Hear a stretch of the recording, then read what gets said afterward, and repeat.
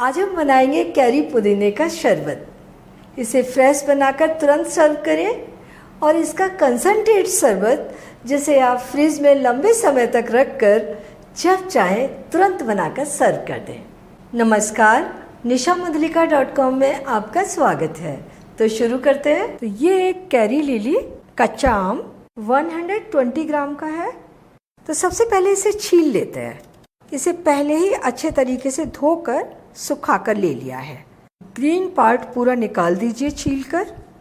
इसे काटते हैं तो ऊपर से गुठली टाइट है तो सारा पल्प निकाल लेंगे और ये गुठली रह जाएगी, इसे हटा दीजिए।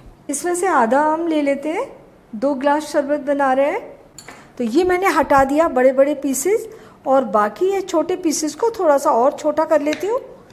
तो ये कच्चा आम और ये लगभग आधा कप पुदीना के पत्ते, ये भी अच्छी तरह से धुले हुए और सूखे हुए हैं।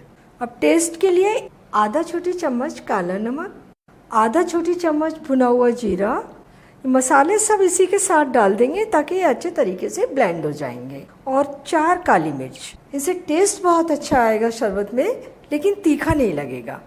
और ये 1 छोटी चम्मच सौंफ, इससे बहुत ही ज़्यादा ठंडक आएगी। अब शरबत में चीनी तो बहुत ज़रूरी है। 1 टेबल स्पून, 2, 3 और ये 3.5। चीनी आप अपने हिसाब से थोड़ी सी कम ज़्यादा कर सकते हैं।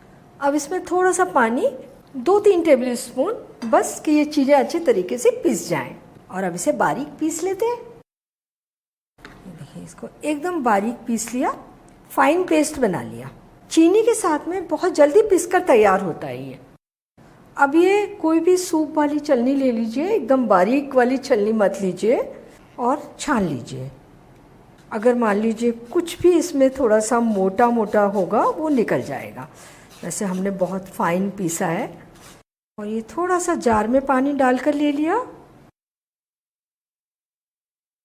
और देखिए कुछ भी नहीं निकला है। सारी चीज़ें बहुत ही अच्छी तरीके से पिसी हैं। अब शरबत बनाते हैं। आइस आप अपने हिसाब से जितना भी ठंडा शरबत बनाना चाहते हैं उतनी डाल लीजिए, और थोड़ा थोड़ा शरबत डाल दीजिए। वैसे तो मैंने 2 गिलास के लिए इसे बनाया है, तो आधा आधा पेस्ट डाल देते हैं। और अब ठंडा पानी, और थोड़ा सा चम्मच से इसे घुमा दीजिए। और देखिए इसका कलर कितना सुंदर आया है। 1-1 पुदीने की पत्ती। तो ये हो गया हमारा कैरी पुदीने का शरबत तैयार। हमने ये शरबत सारे नेचुरल इंग्रेडिएंट से बनाया है। इसका टेस्ट बहुत ज़्यादा अच्छा है। इस शरबत का 1 गिलास जब आप पिएंगे, पूरी अंदर तक ठंडक महसूस करेंगे और बहुत ही एनर्जेटिक महसूस करेंगे। बाज़ार में जो आप हरे, पीले, लाल शरबत देखते हैं, उनमें चीनी, कलर और एसेंस होता है। लेकिन मैं चाहती हूँ आप अपने खाने में कलर और एसेंस का यूज़ कम से कम करें। अब बनाएंगे ऐसा शरबत जिसे आप एक बार बनाकर फ्रिज में रख लें और पूरे 2 महीने 3 महीने तक पीते रहें। उसके लिए ये आधा किलो आम ले लिए। तो 3 ये हैं 450 ग्राम के, और ये बचा हुआ पहले वाले आम में से। इनको उसी तरीके से छीलकर और इनका पल्प काट कर तैयार कर लेंगे। वैसे कच्चे आम इकट्ठे ले आए और फ्रिज में रख लें तो वो 3-4 दिन में थोड़े से लूज हो जाते हैं, और फिर उन्हें काम में लेना भी थोड़ा मुश्किल हो जाता है। शरबत बना के रख लें तो इसे आप बहुत लंबे समय तक रख कर पी सकते हैं, और बार बार इतना सारा काम भी नहीं करना पड़ता, फटाफट बन जाता है। पल्प सारा निकाल लीजिए और गुठली हटा दीजिए, और पीसने के हिसाब से जो बड़े पीस हैं उनको थोड़ा सा छोटा कर लीजिए। सारे आम इसी तरीके से काट कर तैयार कर लीजिए।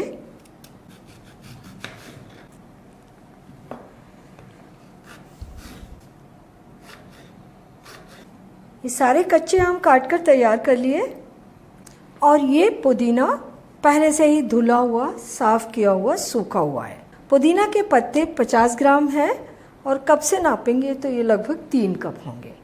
तो ये कटे हुए आम जार में डाल दीजिए, और इसके ऊपर पुदीना। अगर आपको बहुत ज़्यादा लग रहा हो तो 2 बार में भी पीस सकते हैं। और अब इसके साथ मसाले, काला नमक छोटे 6 चम्मच, सौंफ ये भी 6 चम्मच। जार बहुत भरा जा रहा है, मैं इसको थोड़ा सा दबा देती हूँ पत्तों को, ताकि सारी चीज़ें इसके अंदर आ जाएं, पिस जाएंगी, क्योंकि पिसने के बाद ये थोड़ी रह जाती हैं। भुना हुआ जीरा छोटी 6 चम्मच, और ये 1 छोटी चम्मच काली मिर्च, थोड़ा सा पानी, और अभी ना एकदम बारीक पीस लीजिए।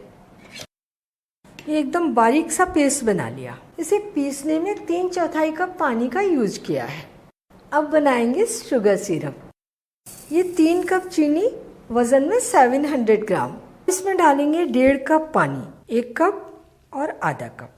यानी अगर आप इसे कटोरी से भी नाप रहे हैं तो जितनी कटोरी चीनी लेंगे उससे आधा पानी डाल दीजिए। अगर शरबत को लंबे समय तक स्टोर करना है तो उसे गाढ़ा बनाना है।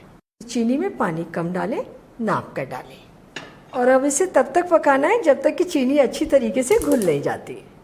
और यहाँ पर आप फ्लेम तेज़ रख सकते हैं ताकि ये जल्दी से कुक हो जाए। बीच बीच में इसे 1-2 बार चला दीजिए और देख लीजिए चीनी घुली है कि नहीं। चीनी के दाने बिल्कुल भी नज़र नहीं आ रहे, तो सिरप बन गया। अच्छा गाढ़ा सिरप है ये। अब इसमें डाल दीजिए ये पेस्ट। थोड़ा सा फ्लेम को मैंने कम कर दिया है अभी,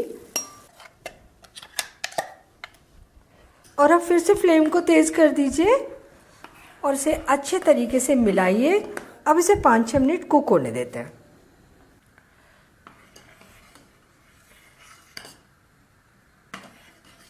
पेस्ट डालने के बाद इसे हमने पूरे 5-6 मिनट तक कुक कर लिया, और इसकी कंसिस्टेंसी देखिए बढ़िया सी गाढ़ी है।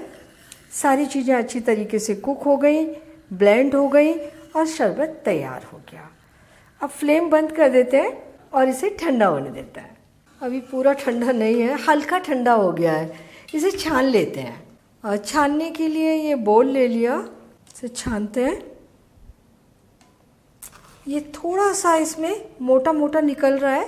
मैं सौंफ बहुत देर से पिसती है तो वो थोड़ी सी मोटी मोटी रह जाती है, तो ये छान कर निकल जाएगी। ये शरबत हमने छान लिया, और ये थोड़ा सा मोटा बचा है, इसे मिक्सी में डाल के दोबारा से पीस के शरबत बनाकर ख़त्म कर दीजिए। शरबत ठंडा हो गया, अब इसे भरकर रख सकते हैं। ये गाढ़ा काफ़ी है क्योंकि इसके अंदर है कैरी। आप अगर इसे पतला बनाएंगे तो फिर ये बहुत ज़्यादा दिन नहीं चलेगा। इतने कंसनट्रेट शरबत से लगभग 30-35 गिलास शरबत बन जाएंगे। ये हाफ केजी के 2 बॉटल भर गई, और शरबत इसके अंदर अभी और बचा है। ये शरबत आपके पास पहले से बना हुआ रखा है, आप इसे कभी भी बनाकर फटाफट सर्व कर सकते हैं। ये शरबत ले लीजिए, 2-3 टेबल स्पून। अब इसमें डाल दीजिए 2-3 आइस क्यूब, या अपने हिसाब से जितना भी आप ठंडा शरबत पीना चाहते हैं। और ये ठंडा ठंडा पानी थोड़ा चम्मच से इसे घोल दीजिए, और ये शरबत तैयार हो गया। अगर आपके पास पुदीने के पत्ते हैं तो 1-2 पत्ता डाल दीजिए। और आप इस शरबत को देख रहे हैं, इसमें ग्रीन कलर नहीं दिख रहा है, जबकि हमने फ्रेश शरबत बनाया था वो पूरा ग्रीन लग रहा था, क्योंकि इसमें हमने पुदीना के पत्ते और कैरी को कुक कर लिया है। कैरी पुदीने का फ्रेश शरबत बनाकर सर्व कर दिया, और ये कंसनट्रेट शरबत भी तैयार है। और टेस्ट इसका इतना अच्छा है, आपको इसे पीने के बाद बहुत अच्छा लगेगा। पूरी ठंडक मिलेगी और एनर्जी भी मिलेगी। और इसे बनाने में तो कुछ है ही नहीं, बहुत आसान है। तो इस शरबत को इस कच्चे आम के सीज़न में आप ज़रूर बनाएं, पिए, और मुझे बताएं कि आपको कैसा लगा। और ये भी बताइए कि मुझे आपके लिए और क्या बनाना है।